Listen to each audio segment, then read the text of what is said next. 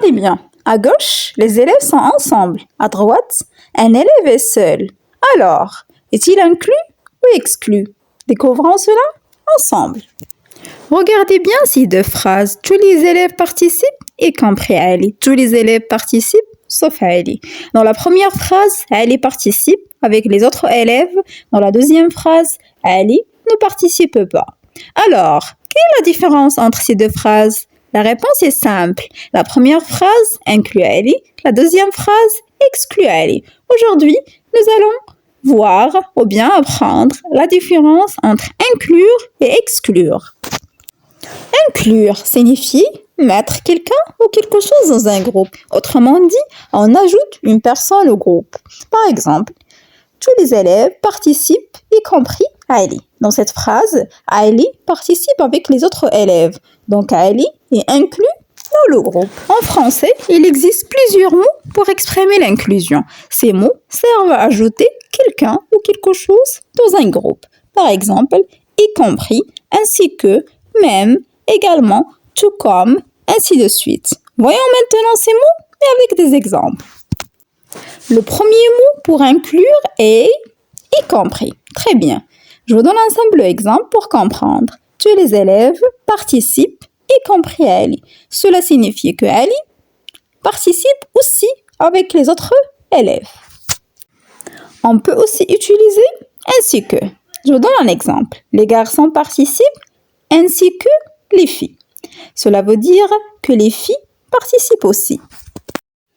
On peut également utiliser même. Exemple. Tout le monde est venu, même le directeur. Cela signifie que le directeur fait aussi partie du groupe. Un autre mot est également.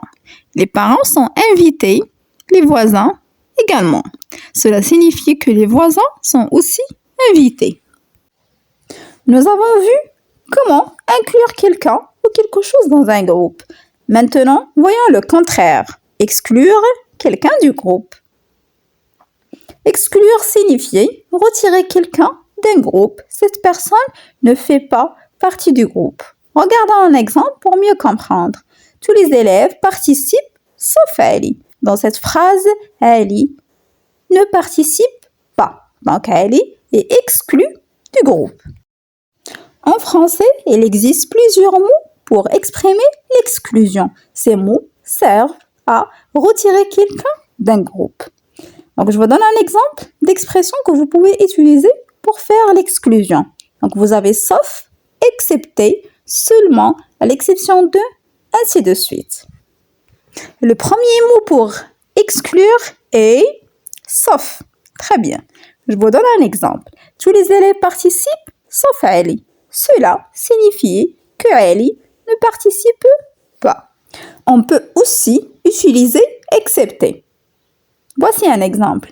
Toute la classe a compris, excepté 2 élèves. Cela signifie que 2 élèves n'ont pas compris. Le troisième mot qu'on peut utiliser est hormis.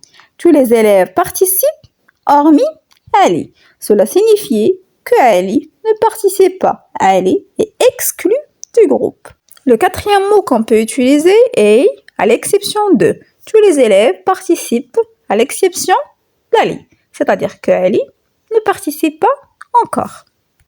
Pour résumer, pour inclure quelqu'un dans un groupe, on peut utiliser des mots comme, y compris, ainsi que, même, également et tout comme.